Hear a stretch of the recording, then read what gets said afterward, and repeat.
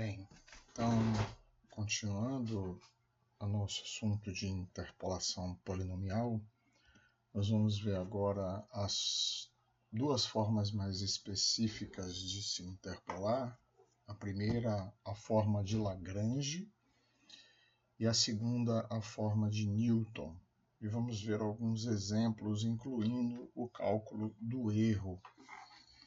Bem, então a forma de Lagrange é a forma mais simples de se interpolar e ela possui uma forma geral que é dada por essa expressão que se encontra aqui no slide, ou seja, y0 vezes L0 de x mais y1 vezes L1 de x mais y2 vezes L2 de x até o yn vezes Ln de x, onde nessa expressão yi é a ordenada do iésimo polo de interpolação e Li, cada um dos Li's são os polinômios interpoladores auxiliares do grau n, todos eles, né?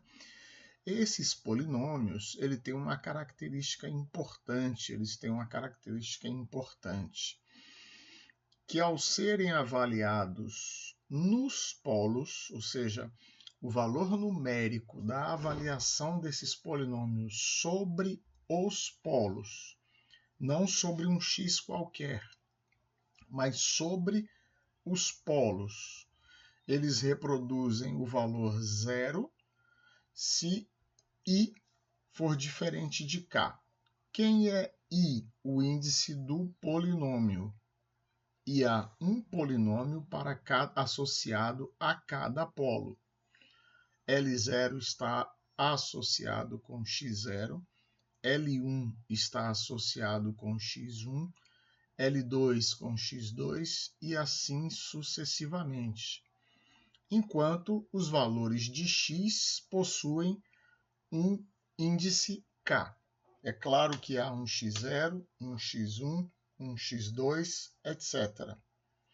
Então, se eu chamo de I o índice do polinômio e de K o índice do polo, todas as vezes que I for diferente de K, por exemplo, L1 de x2, L2 de x0. Então, neste caso, ao avaliar sobre esses polos, onde I é diferente de K, eu obtenho o valor zero. Ao passo que, quando eu avalio sobre os próprios polos onde o polinômio está associado, ou seja, quando I é igual a K, eu obtenho o valor 1. E cada um desses polinômios ele é montado de uma forma bastante simples, ou seja, o numerador possui uma produtória, ou seja, onde cada fator é do tipo x menos xi. Ou seja, esse exemplo aqui eu tenho x menos x0 multiplicado por x menos x1, multiplicado por x menos xi menos 1, x menos xi mais 1 até x menos xn, onde nesta produtória eu vou omitir a parcela x menos xi. Nos exemplos isso vai ficar mais claro. E no denominador eu vou repetir o que está no numerador, sendo que eu vou trocar o x variável pelo valor numérico da abscissa do meu polo xi. Observe que nesse primeiro fator, x menos x0 foi trocado aqui embaixo por xi menos x0. No segundo fator, x menos x1 foi trocado por xi menos x1 e assim sucessivamente. Ou seja, eu copio o que está no numerador e embaixo eu vou trocar x por xi, a abscissa do meu polo. Então, dessa forma, eu vou garantir que a avaliação desse polinômio interpolador agora, no polo xi, reproduz a ordenada desse polo yi. Por que reproduz? Porque se Pn de x é o somatório de yi vezes Li de x, e se eu estou avaliando esse Li em xi, então a produtória yi vezes Li de x dá yi, porque Li de xi é 1, certo? Ao passo que todos os outros vão dar zero, porque Li de xj, para i diferente de j, vai dar zero, tá certo? Então vamos ver aqui esse exemplo. Eu tenho esta tabela, onde eu quero não só montar o polinômio interpolador, como também obter uma aproximação por interpolação de segundo grau para f de 4. Observe que f de 4 não está tabelado aqui nessa tabela, certo? Então, muito simples, eu vou resgatar a minha fórmula da interpolação de Lagrange, onde essa fórmula me diz que se eu tenho um polinômio do grau 2, eu tenho três termos aqui. Eu tenho L0, L1 e L2, onde cada um desses L's é um polinômio do segundo grau. E é formado, cada um deles é formado por um quociente, onde eu preciso saber o que eu vou escrever no numerador e o que eu vou escrever no denominador. Então, como é que eu escrevo, no caso de L0, que está associado com x0, o que eu escrevo no numerador? Eu escrevo uma produtória formada por termos do tipo x menos xi, onde eu vou omitir a parcela x menos 2. Ou seja, eu coloco x menos 3, x menos 5, e a terceira parcela, que seria x menos 2, eu omito. Observe que em L1, vou fazer a mesma coisa, eu vou omitir x menos 3. Enquanto que em L2, eu vou omitir x menos 5. Então, observe aqui que eu tenho no numerador de L0, x menos 3, x menos 5. No numerador de L1, x menos 2, x menos 5. E no numerador de L2, x menos 2, x menos 3. Observe o que acontece embaixo.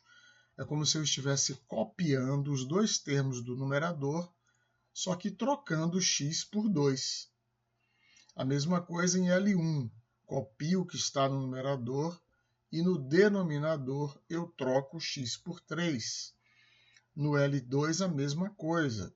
Copio o que está no numerador e troco no denominador x por 5. Então, isso mostra claramente por que L0 de x0 é igual a 1. Observe que se x0 é igual a 2, no numerador eu passo a ter 2 menos 3, 2 menos 5. Como no denominador eu tenho 2 menos 3, 2 menos 5, ocorre a simplificação dos dois fatores e L0 vale 1. Já observe que L0 de x1 não vai poder dar 0, não vai poder dar 1, mas vai dar 0. Por que vai dar 0? Porque quando x for igual a 3, 3 menos 3, 0. Quando x for igual a 5, 5 menos 5, 0. O mesmo acontecendo com os outros dois polinômios, L1 e L2. Certo? Então, assim eu monto o meu polinômio P2 de x. Agora eu posso avaliar P2 de x, certo? Onde x é 4, então eu tenho 1,3863 vezes 4 menos 3, 4 menos 5, dividido por 3. porque 2 menos 3 é menos 1 e 2 menos 5 é menos 3. Menos 1 vezes menos 3 dá 3 no denominador, certo? Da mesma forma, o segundo termo, 3,2958, 4 menos 2, 4 menos 5, sobre 2. 8,0472 vezes 4 menos 2, 4 menos 3, sobre 6. Quando eu acabo de fazer essa conta, eu obtenho o mesmo valor, 5,5161, que foi o mesmo resultado que eu obtive para este mesmo exemplo quando eu resolvi o sistema de equações lineares associada a essa interpolação na aula anterior. Muito bem. Então agora eu quero obter nesse segundo exemplo, eu quero obter uma estimativa para f de 4 de novo, só que agora através de uma interpolação linear. Certo? Então, se eu quero fazer uma interpolação linear, é um polinômio do primeiro grau, eu só preciso de 2 pontos. Então, eu preciso aqui primeiro decidir que pontos dessa tabela eu vou envolver. Então, facilmente eu deduzo que eu vou aproveitar o intervalo 3, 5, porque 4, como a gente viu na aula anterior também, eu só posso interpolar entre polos, ou seja, eu não posso escolher o polo 2 e o polo 3, porque eu estaria extrapolando. Observe que 4 está fora do intervalo fechado 2, 3. Então, eu necessito envolver 3 e 5, porque aí sim, o número 4 está contido neste domínio de interpolação que começa em 3 e vai até 5. Então, como é que novamente eu vou compor o meu polinômio P1 de x? Observe que se eu tenho um polinômio do primeiro grau, os meus polinômios, tanto L0 como L1, têm que ser do primeiro grau também. Então, no numerador, eu tenho um polinômio do primeiro grau nos dois deles. Então, seguindo a mesma técnica da questão anterior, no numerador de L0, eu vou omitir x menos 3, porque 3 é o meu polo x0. E no segundo termo, eu vou omitir x menos 5, porque 5 é o meu polo x1. Então, embaixo eu troco em L0 x menos 5, repito de novo, eu troco x por 3. E em L1, eu repito x menos 3 embaixo, trocando x por 5. Faço essa conta e descubro que por uma aproximação através de uma interpolação linear, o valor estimado para f de 4 é 5,6715. A forma de Newton já tem uma cara um pouco diferente. Também tem uma forma geral, onde Pn de x tem essa fórmula aqui, d0 mais d1 vezes x menos x0, mais d2, x menos x0, x menos x1, até o dn, x menos x0, x menos x1, até x menos xn menos 1. Então, nesta fórmula, d0 é uma diferença dividida de ordem 0, d1 uma diferença dividida de ordem 1, e assim sucessivamente até dn, que é uma diferença dividida de ordem n. E x0 é o meu polo de base da interpolação, porque é a partir daí que eu começo as minhas produtórias do tipo x menos x0, x menos x1, x menos x2, até x menos xn menos 1. Então vamos olhar esta tabela aqui para a gente entender como é que eu determino as minhas diferenças divididas, certo? Então, observe que eu tenho a tabela em azul, que é a tabela dada, tá certo? É a minha tabela em azul. Então, eu tenho ali para x igual a 2, y igual a 1,4715, para x igual a 4, y igual a 2,1654 e assim sucessivamente. Então, aqui existe um erro, não é 0, aqui não é ordem 0, aqui é a ordem 0, aqui são as diferenças de ordem 1, aqui as diferenças de ordem 2 e aqui a diferença de ordem 3, porque só tem uma, certo? Então, primeiro eu vou montar uma tabela que vai ser mais ou menos assim. Eu tenho aqui os valores de x e y, Então, aqui esses valores. E a minha tabela vai ser assim. Por que minha tabela vai ser assim? Porque, por exemplo, quando eu for calcular este elemento, eu vou ver claramente que ele está abraçado por essas duas células aqui. Portanto, este elemento é o resultado da subtração desta célula menos essa. Então, observe ali, por exemplo, esse termo que eu vou circular novamente. 0,34695. Como este valor é calculado? Este valor é calculado através da subtração dos valores adjacentes a ele naquela tabela. Certo? Que a gente vai ver aqui agora como é que são. Observe que naquela tabela estão adjacentes a ele 2,1654 e 1,4715.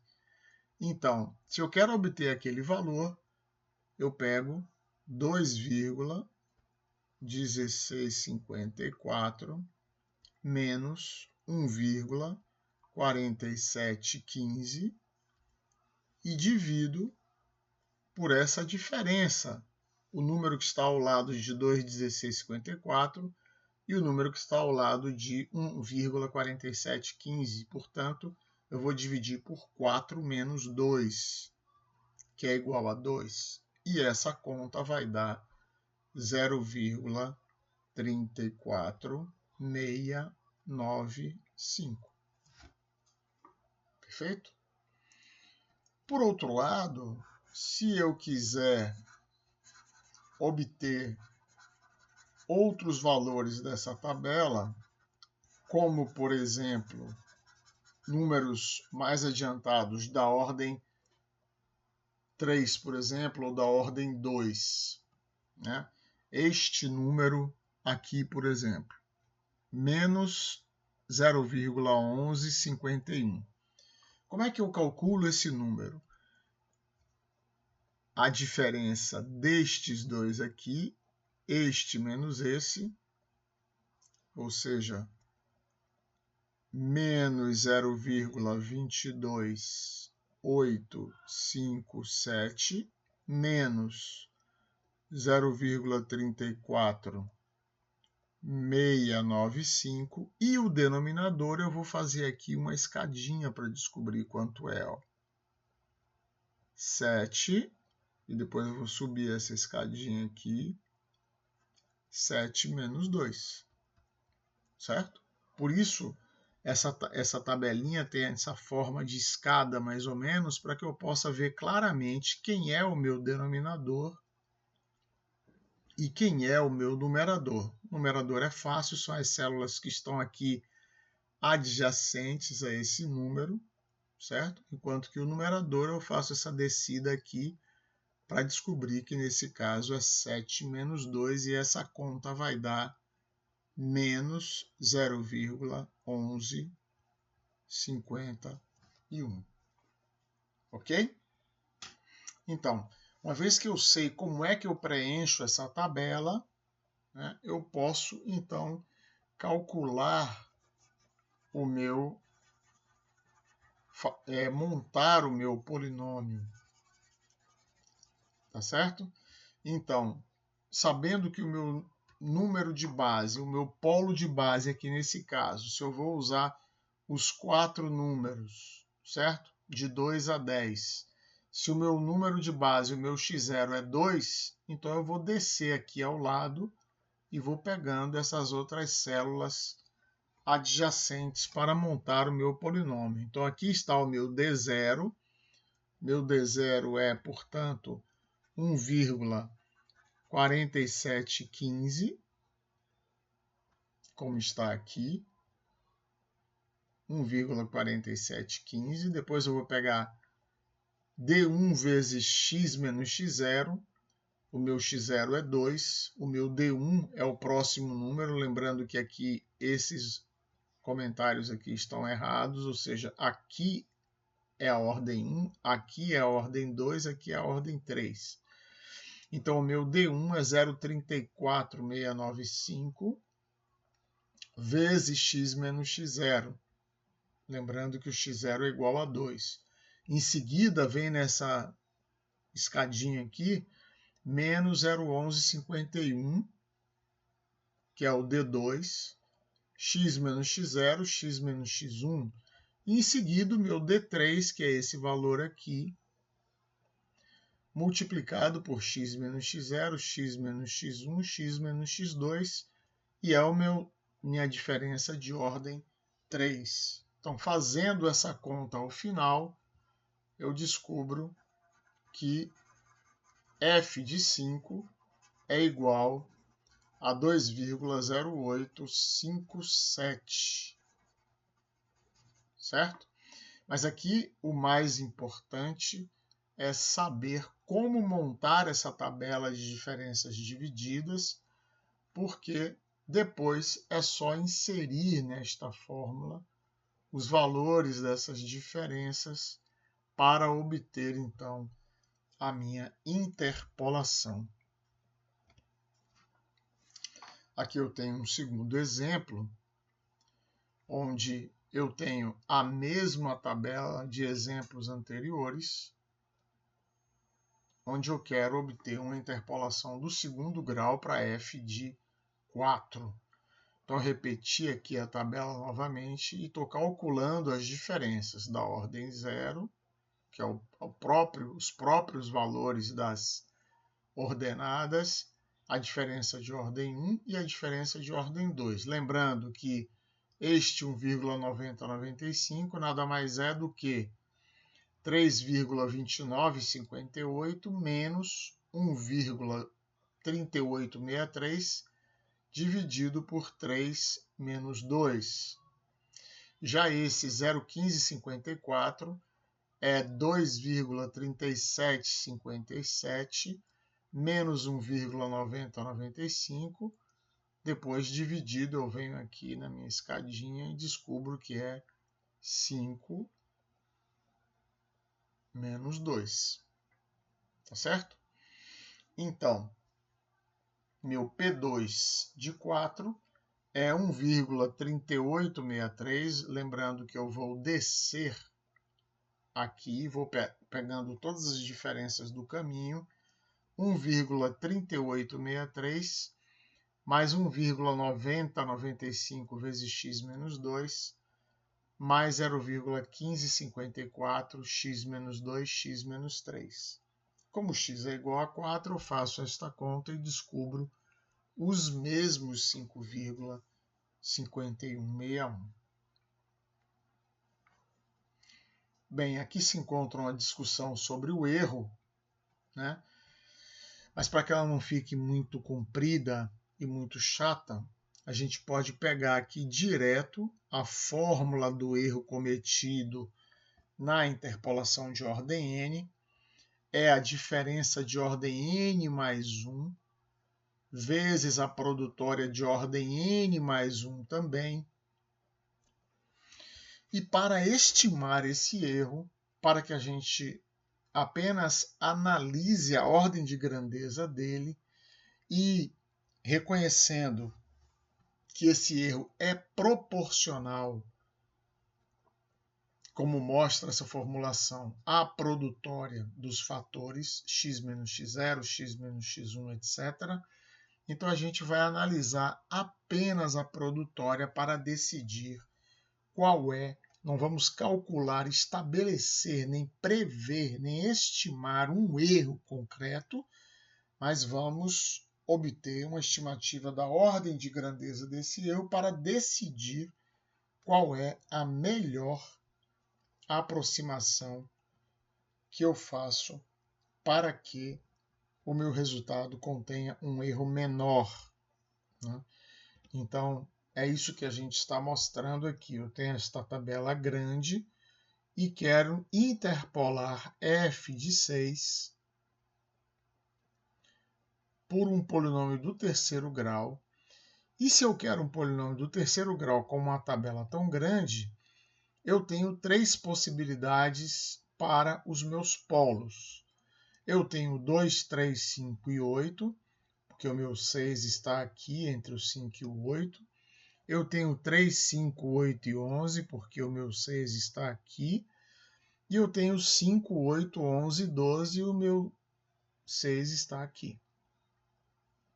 Certo?